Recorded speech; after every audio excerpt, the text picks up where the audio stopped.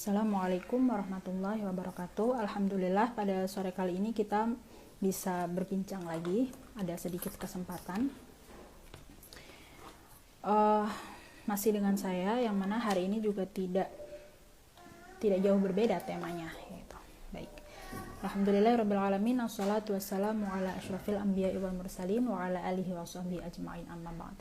Alhamdulillah, kemarin kan sudah membahas perihal muslimah milenial serta menceritakan seorang perempuan yang inspiratif, yaitu Sayyidah Nafisah. Nah, pada hari ini kalau juga tidak jauh berbeda akan membicarakan perihal muslimah, karena saya seorang muslimah. Saya memiliki kapabilitas untuk berbicara mengenai kaum saya saja. Jadi oleh sebab itu kali ini saya juga akan membawakan cerita inspiratif perempuan. Namun berbeda dengan yang sebelumnya. Sebelumnya mungkin bertema sedikit seperti perempuan dan pendidikan gitu ya. Hari ini saya ingin berbicara atau menceritakan seorang perempuan sufi yang akan hampir mustahil untuk dicontoh pada perempuan zaman ini. Namun kita bisa mengambil iktibar ataupun sedikit banyaklah pelajaran di dalamnya. Di dalam cerita tersebut maksudnya. Oke, yaitu adalah Sayyidah Robiah Al-Adawiyah. Ya Allah, beliau sangat masyhur sekali. Beliau seorang sufi perempuan yang amat mencintai Allah Subhanahu wa taala. Kisahnya masih diambil dari kitab yang sama. Mohon maaf, kitabnya tidak bisa saya tunjukkan. Saya bahkan juga menulis sendiri karena kitabnya itu sangat besar dan banyak, 30 juz. Akan merepotkan kalau di bawah begitu.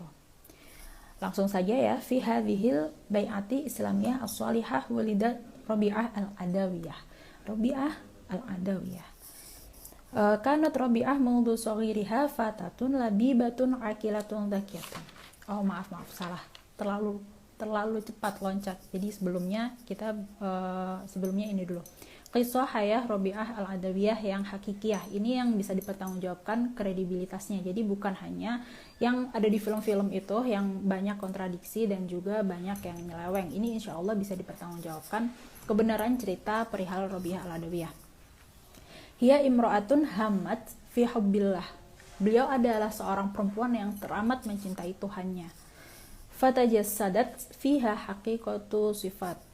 Al-ilmu, az-zuhdu, al-dzikrun, at-tawaddu, al-khasyah, al-hub, wal-buka, al-basirah, at-tahajjud, al-qiyam, wat-taqwa.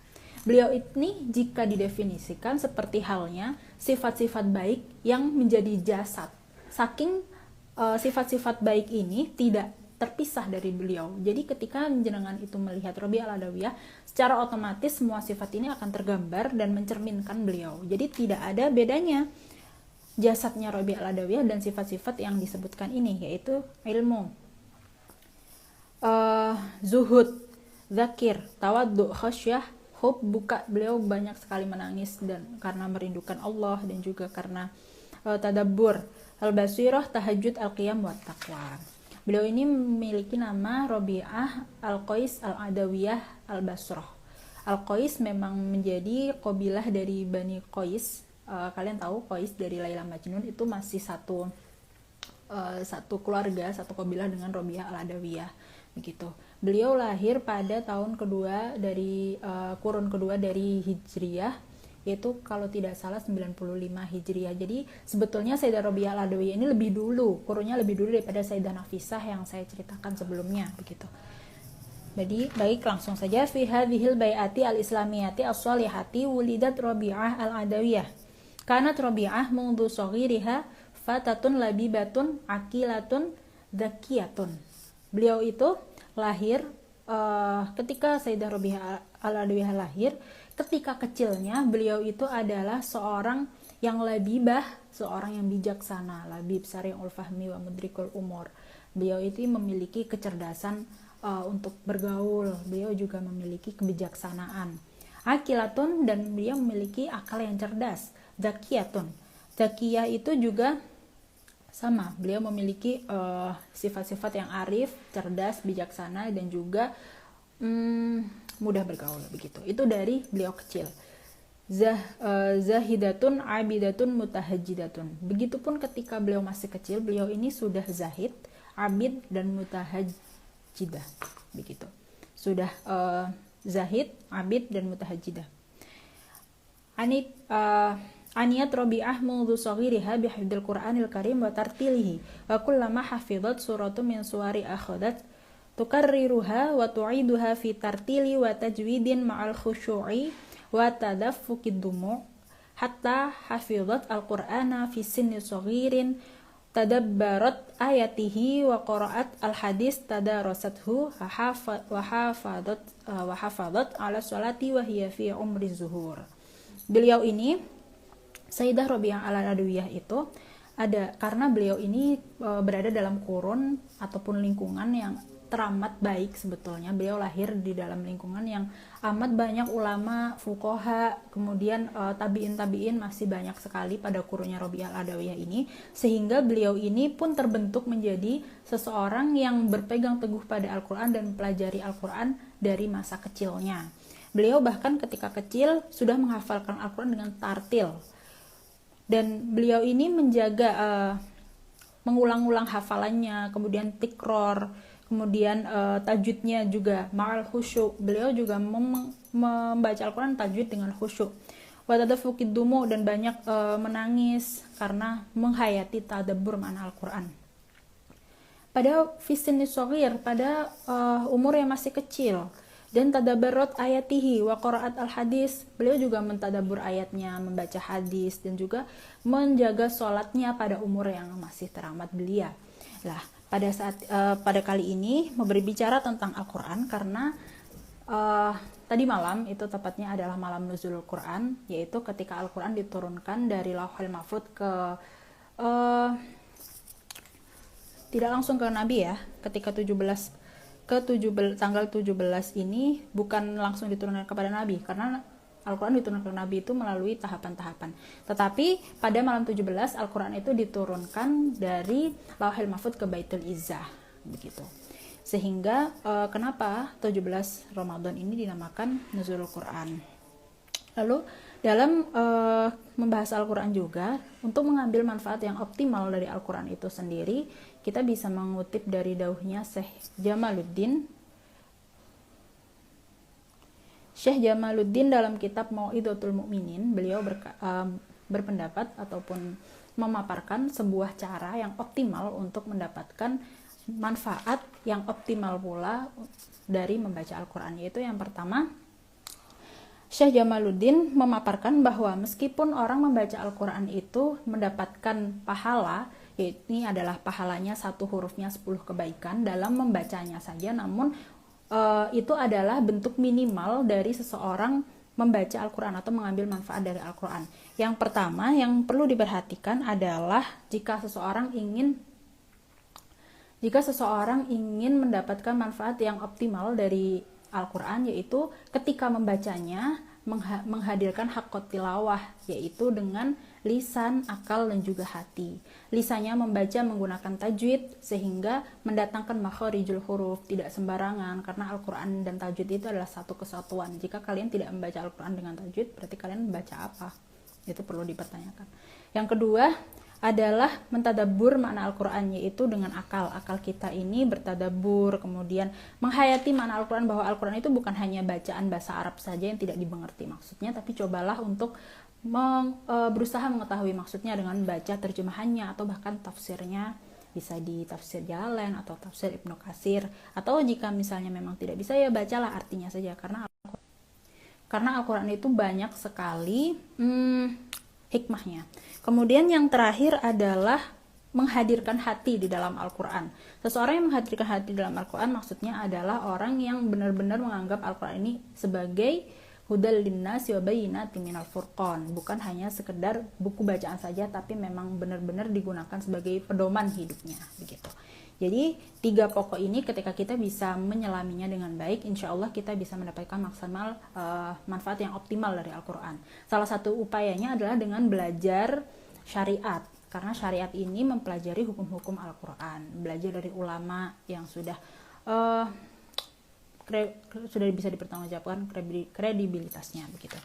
Oke, kita kembali lagi, jauh sekali pembahasannya, namun karena Rabi'ah al-Adawiyah ini juga masih banyak, Tetapi kali ini mungkin saya tidak akan memaparkan karomahnya Robiah, Sayyidah Robiah, tetapi lebih ke masa lalunya ya, karena jika karomahnya mungkin sudah masyhur sekali di mana-mana, tetapi jika masa lalunya mungkin belum banyak orang yang tahu, dan insya Allah ini sumbernya kredibel.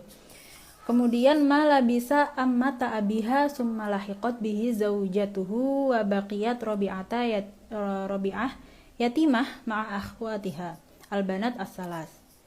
Walam yatruk alwalidani libanatiha min asbabil hayat wasailil aish siwa qaribin yungkilun nas fi nahrin dajalatin min syatiin ila syatiin maqabila darohim ma'dudah. Lah, ketika beranjak sedikit dewasa, bahkan belum umur-umur yang terlalu besar, Robiah al-Adawiyah itu ditinggal oleh ayahnya. Jadi ayahnya itu meninggal pada saat beliau itu masih belia. Begitu juga akhirnya beliau meninggalkan, orang tuanya meninggalkan 4 anak. Jadi kenapa Robiah al-Adawiyah itu dinamakan Robiah? Karena beliau itu adalah putri keempat dari 4 bersaudara. 3 kakaknya juga perempuan. Beliau ini ditinggalkan oleh ayahnya, tidak lama kemudian ibunya juga meninggal.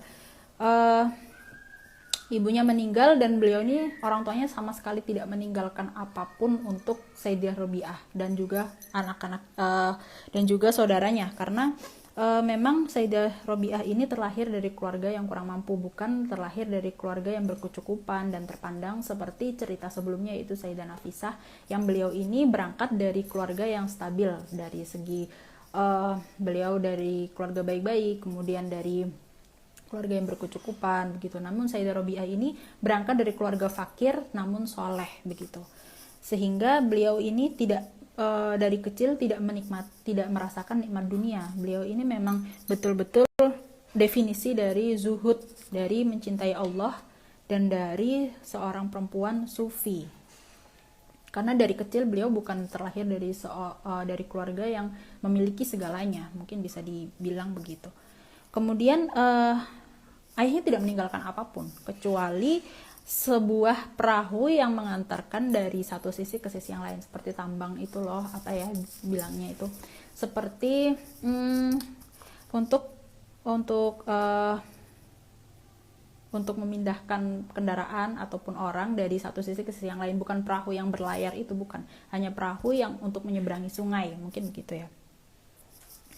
Kemudian ra'aha marotan lisun asimun fatarabbasu laha hatta wajadaha musyaradatan mufaradatan. Kemudian pada suatu ketika Sayyidah Robiah itu dilihat oleh seorang yang jahat, seorang pencuri, dan beliau diculik oleh seseorang tersebut. Ini benar-benar waktu saya baca seperti ada yang naruh bawang, karena ya Allah ngenes banget.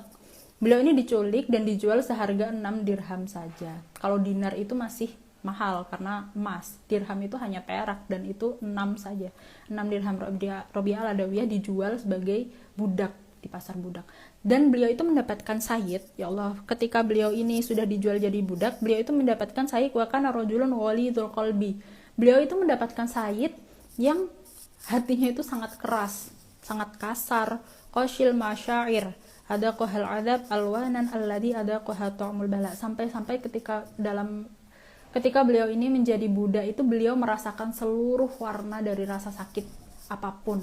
Beliau ini disiksa model bagaimanapun itu pernah oleh sayyidnya, saking kerasnya hati sayyid tersebut. Masya Allah.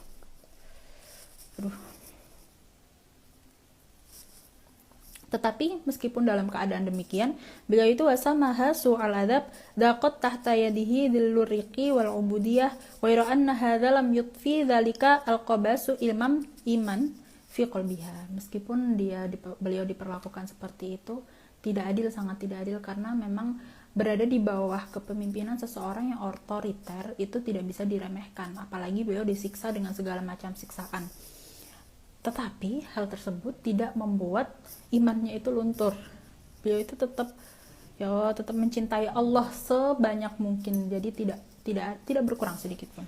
Fakanat tunaji rabbuha baqiatan, lalu suatu ketika beliau ini berdoa kepada Allah, Ilahi ana yatimah mu'adzabah ursifu fi quyudirriqi wa sawfa atahammal kulla alamin wa asbir alaihi. Ya Allah, saya adalah seorang hamba yang yatim. Saya seorang yatim, tidak punya ayah dan ibu. Mu'adzabah, dan yang disiksa. Ursilu fi quyudir riqi wa sawfa atahammal kullu alamin wasbir alaih.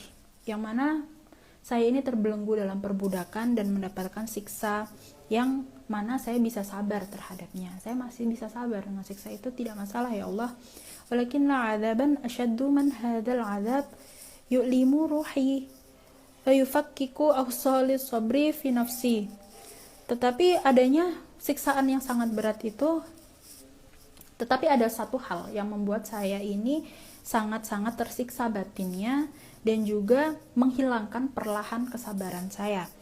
Man sya'uhu raibun yaduru fi khalidi. Hal anta radin anni tilka hiya ghayati. Ya Allah, beliau ini mempertanyakan, ketika keadaannya sudah begitu, beliau mempertanyakan, apakah jenengan niku ridho terhadap pulau ya Allah?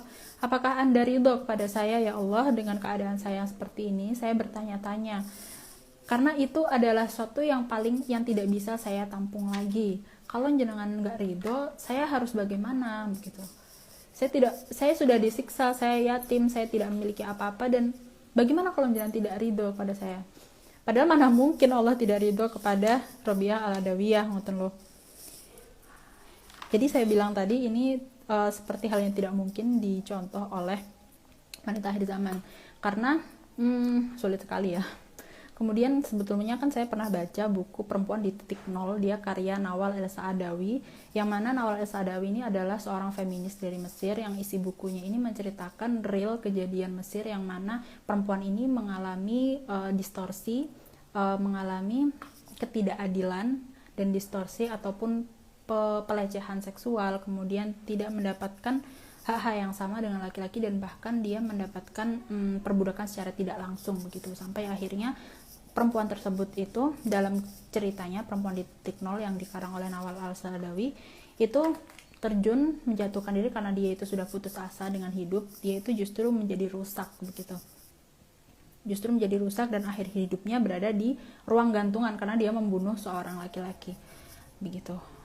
Sama, terjatuh dalam perbudakan, tapi dia tumbuh dari keluarga yang tidak harmonis, keluarga yang tidak memiliki iman, keluarga yang kental budaya patriarki dan patrilianisme. Jadi patrilian itu adalah sesuatu yang hanya mengakui, budaya yang hanya mengakui mengakui seseorang itu memiliki hak yang sama dalam hal kemanusiaan, maksudnya hak asasi manusia itu dari segi laki-laki saja, karena perempuan itu tidak dianggap, perempuan itu dianggap makhluk kedua dan tidak berguna dalam buku itu.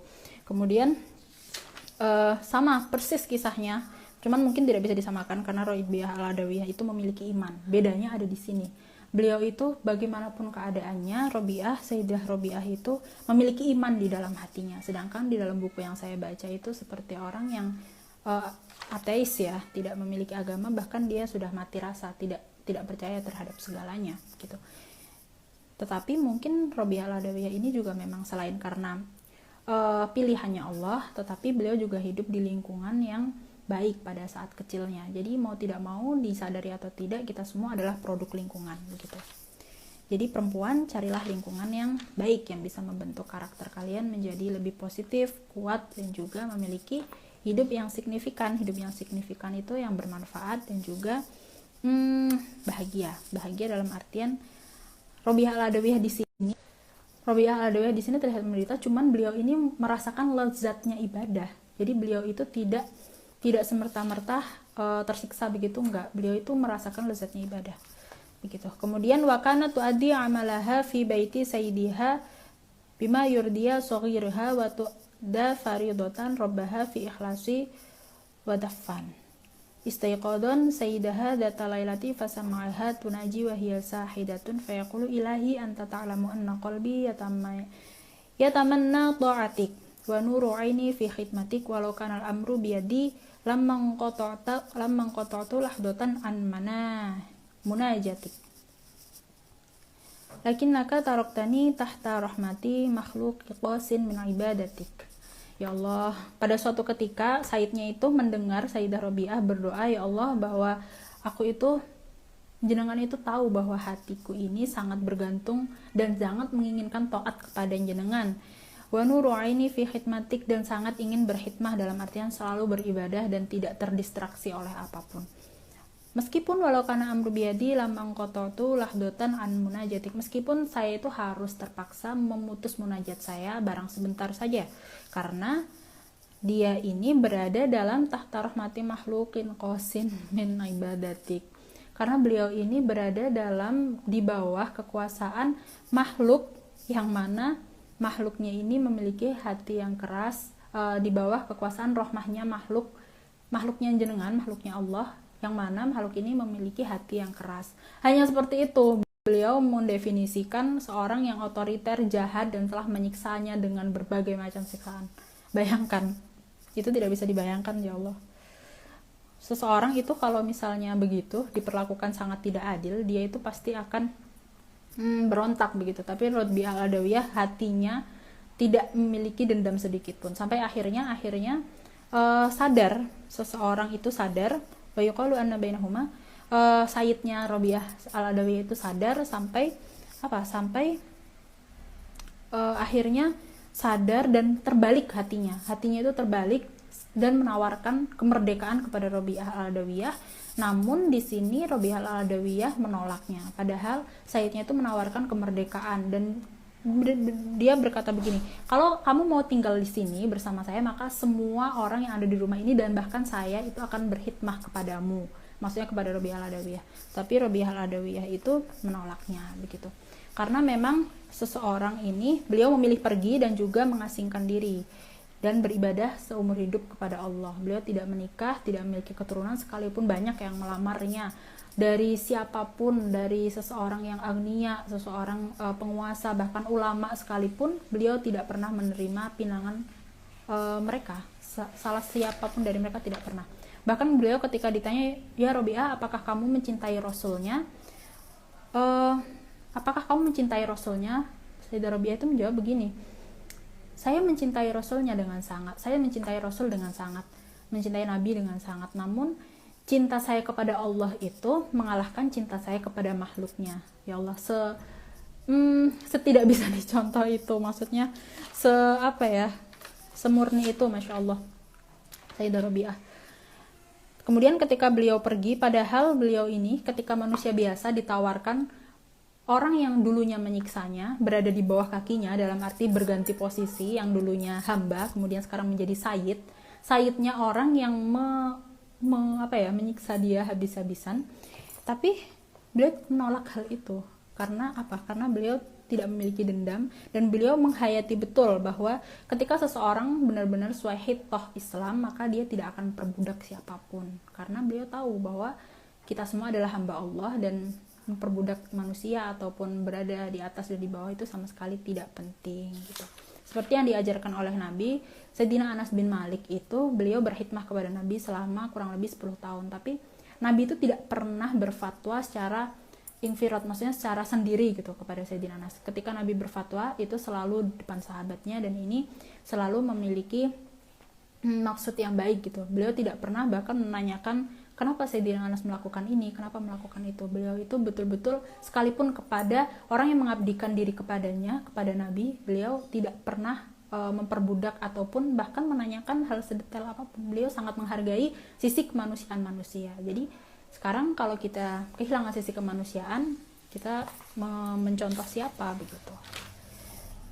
Jadi ini sedikit banyak kisah yang bisa saya sampaikan, yaitu kisah masa lalu Rabi'ah al-Adawiyah sampai beliau akhirnya menjadi wali, menjadi sufi agung, yang meskipun sangat sulit dicontoh, hampir tidak mungkin, tapi dengan kita mengetahui ceritanya semoga bisa menjadi iktibar bahwa mungkin kehidupan ini akan sulit, akan sakit, akan tidak adil, tapi jangan pernah kehilangan iman di hati kita. Sekian, Assalamualaikum warahmatullahi wabarakatuh.